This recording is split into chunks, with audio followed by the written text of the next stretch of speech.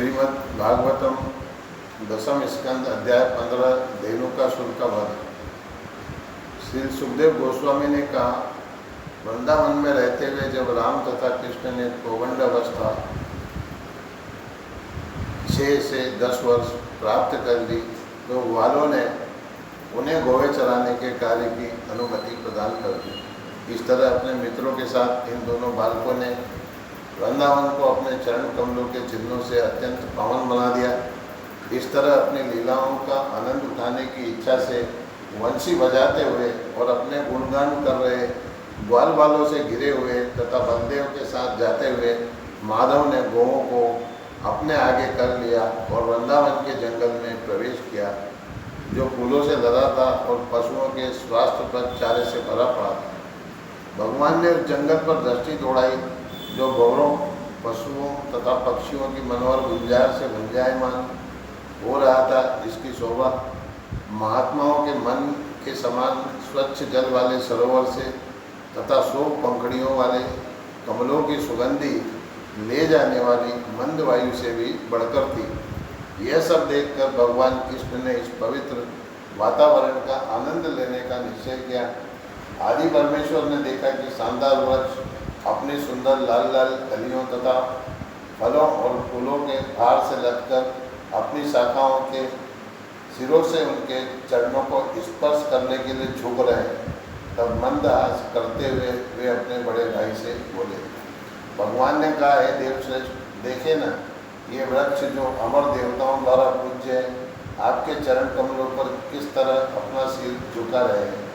ये वृक्ष उस गहन अज्ञान को दूर करने के लिए आपको अपने फल तथा फूल अर्पित कर रहे हैं, जिनके कारण उन्हें वृक्षों का जन्म धारण करना पड़ा है। ये आदि पुरुष, ये भोरे अवश्य ही महान मुनि तथा आपके परम सिद्ध भक्त होंगे, क्योंकि ये मार्ग में आपका अनुसरण करते हुए आपकी पूजा कर रहे हैं और आपके यश का कीर्तन कर रहे हैं, जो संपूर्ण जगत के लिए स्वयं तीर्थ स्थल है। यद्यपि आपने इस जंगल में अपना वेश बदल रखा है, किंतु हे अनग, वे अपने आराध्य देव आपको छोड़ने के लिए तैयार नहीं है। हे आराध्य ईश्वर, ये मोर प्रसन्नता के मारे आपके समक्ष नाच रहे हैं। हिरनियाँ अपनी स्नेह चितवनों से आपको गोपियों की बातें प्रसन्न कर रही है। ये कोयले आपका सम्मान वैदिक स्तुतियों द्वारा कर रही है। जंगल के ये सारे निवासी परम भाग्यशाली हैं और आपके प्रति इनका बर्ताव किसी महात्मा द्वारा अपने घर में आए अन्य महात्मा के स्वागत के अनुरूप है। अब यह धरती परम धन्य हो गई है, क्योंकि आपने अपने पैरों से इसकी घास तथा झाड़ियों का, अपने नाखूनों से इसके वृक्षों तथा लताओं का स्पर्श किया है और आपने इसकी नदियों, पर्वतों, पक्षियों तथा पशुओं पर अपनी कृपा दृष्टि डाली है। इनसे भी बढ़कर आपने अपनी तरुणी गोपियों को अपनी दोनों भुजाओं भरकर उनका आलिंगन किया है, जिसके लिए स्वयं लक्ष्मी जी लालायित रहती हैं। श्री सुखदेव गोस्वामी ने कहा, इस प्रकार वृंदावन के रम्य जंगल तथा वृंदावन के निवासियों के प्रति संतोष व्यक्त करते हुए भगवान कृष्ण ने गोवर्धन पर्वत की तलहटी में यमुना नदी के तट पर अपने मित्रों सहित गौओं तथा अन्य पशुओं को चराने का आनंद लिया। कभी कभी वृंदावन में भोले आनंद में इतने मग्न हो जाते थे कि वे अपनी आंखें बंद करके गाने लगते थे। श्री कृष्ण अपने ग्वाल मित्रों तथा बलदेव के साथ जंगल में विचरण करते हुए अपने राग में उनके गुनगुनाने की नकल उतारते थे और उनके मित्र उनकी लीलाओं का गायन करते थे। भगवान कृष्ण कभी कोयल की बोली की नकल उतारते तो कभी हंसों के कलरव की नकल उतारते, कभी वे मोर के नृत्य की नकल उतारते, जिस पर उनके ग्वाल मित्र खिलखिला पड़ते। कभी कभी वे बादलों जैसी गंभीर गर्दन के स्वर में झुंड से दूर गए पशुओं का नाम लेकर बड़े प्यार से पुकारते, जिससे गौवे तथा ग्वाल बाल मुग्ध हो जाते। कभी कभी वे चकोर, घोंच, चक्रान, भारद्वाज जैसे पक्षियों की नकल करते चिल्लाते और कभी छोटे पशुओं के साथ बाघों तथा शेरों की बनावट की वजह से भागने लगते।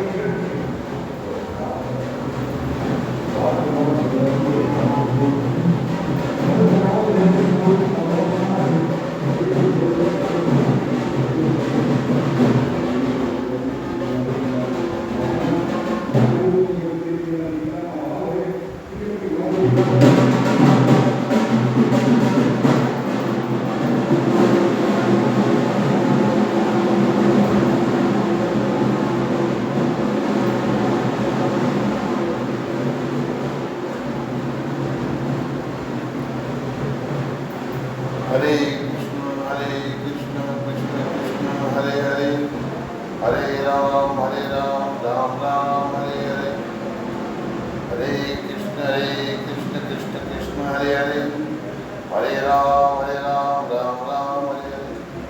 जब उनके बड़े भाई खेलते खेलते थककर अपना सिर किसी ग्वाल बाल की गोद में रखकर लेट जाते तो भगवान कृष्ण स्वयं बलराम के पांव दबाकर तथा अन्य सेवाएं करके उनकी थकान दूर करते। कभी कभी जब ग्वाल बाल नाचते गाते इधर उधर घूमते और खेल खेल में एक दूसरे से झगड़ते तो पास ही हाथ में हाथ डाले खड़े होकर कृष्ण तथा बलराम अपने मित्रों के कार्यकलापों की प्रशंसा करते और हंसते। कभी कभी भगवान कृष्ण झगड़ने से थक जाते और वृक्ष की जड़ के पास कोमल टहनियों तथा कलियों से बने हुए बिस्तर पर अपने किसी ग्वाल बाल सखा की गोद को तकिया बनाकर लेट जाते। तब कुछ ग्वाल बाल जो सबके सब महान आत्माएं थे उनके चरण कमल मलते और अन्य ग्वाल बाल निष्पाप होने के कारण बड़ी कुशलतापूर्वक भगवान पर पंखा जलते। ये राजन अन्य बालक समयोचित मनोहर गीत गाते और उनके हृदय भगवान के प्रति प्रेम से द्रवित हो उठते। इस तरह भगवान जिनके कोमल चरणों की सेवा लक्ष्मी जी स्वयं करती है अपनी अंतरंगा शक्ति के द्वारा अपने दिव्य ऐश्वर्य को छिपाकर ग्वाल पुत्री की तरह कार्य करते। अन्य ग्रामवासियों के साथ ग्रामीण बालक की भांति विचरण करते हुए वे कभी कभी ऐसे करतब दिखलाते जो केवल ईश्वर ही कर सकता है। एक बार राम तथा कृष्ण के अत्यंत घनिष्ठ मित्र सुदामा सुबल स्तोक कृष्ण तथा अन्य बाल बाल बड़े ही प्रेम पूर्वक इस प्रकार बोले। बाल बालों ने कहा, हे राम, हे महाबाहु, हे कृष्ण, हे दुष्टों के संवर्ता, यहाँ से कुछ ही दूरी पर एक बहुत ही विशाल जंगल है जो ताड़ वृक्षों की पातों से परिपूर्ण है। उस ताल वृक्ष में वृक्षों से अनेक फल गिरते हैं रहते हैं और बहुत से फल पहले से ही जमीन पर पड़े हुए हैं, किंतु इन सारे फलों की रखवाली दुष्ट धेनु द्वारा की जा रही है। हे राम, हे कृष्ण, धेनु अत्यंत बलशाली असुर है और उसने गधे का वेश बना रखा है। उसके आसपास अनेक मित्र हैं जिन्होंने उसी जैसा ही रूप धारण कर रखा है और वे उसी के समान बलशाली है। धेनुकासुर ने जीवित मनुष्यों को खा लिया है, इसलिए सारे लोग तथा पशु तालवन जाने से डरते हैं। हे शत्रुअंता, पक्षी तक उड़ने से डरते हैं। तालवन में ऐसे मधुर गंध वाले फल हैं जिन्हें किसी ने कभी नहीं चखा। ताल फलों की चारों ओर फैली खुशबू को हम अब भी सूंघ सकते हैं। हे कृष्ण, आप हमारे लिए वे फल ला दें, हमारे मन उनकी सुगंध से अत्यधिक आकृष्ट है। हे बलराम, उन फलों को पाने की हमारी इच्छा अत्यंत प्रबल है। यदि आप सोचते हैं कि यह विचार अच्छा है तो चलिए उस ताल वन में चले। अपने प्रिय सखाओं के वचन सुनकर कृष्ण तथा बलराम हंस पड़े और उन्हें खुश करने के लिए वे अपने ग्वाल मित्रों के साथ ताल वन के लिए रवाना हो गए। भगवान बलराम सबसे पहले ताल वन में प्रविष्ट हुए। तब अपने दोनों हाथों से मतवाले हाथी का बल लगाकर वृक्षों को हिलाने लगे, जिससे ताड़ के फल भूमि पर आ गिरे। गिरते हुए फलों की ध्वनि सुनकर गर्दभ असुर धेनु पृथ्वी तथा वृक्षों को थरथराता हुआ आक्रमण करने के लिए उनकी ओर दौड़ा।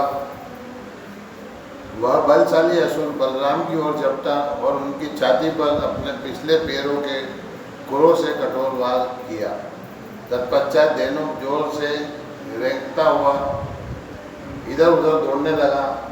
हे राजन, वह क्रुद्ध गधा फिर से बलराम की ओर बढ़ा और अपनी पीठ उनकी ओर करके खड़ा हो गया। तत्पश्चात क्रोध से रेंगते हुए उस असुर ने उन पर दुलत्ती चलाई। बलराम ने धेनु के खुर पकड़े, उसे एक हाथ से घुमाया और ताड़ वृक्ष की चोटी पर फेंक दिया। इस तरह तेजी से घूमने के कारण वह असुर मर गया। बलराम ने धेनुकासुर के मृत शरीर को जंगल के सबसे ऊंचे ताड़ वृक्ष के ऊपर फेंक दिया और जब यह मृत शरीर उस वृक्ष की चोटी पर जा गिरा तो वृक्ष हिलने लगा। इस विशाल वृक्ष से पास का एक अन्य वृक्ष भी चरमराया और असुर के भार के कारण टूट गया। इसके निकट का वृक्ष भी इसी तरह हिलकर टूट गया। इस तरह एक एक करके जंगल के अनेक वृक्ष हिले और टूट गए।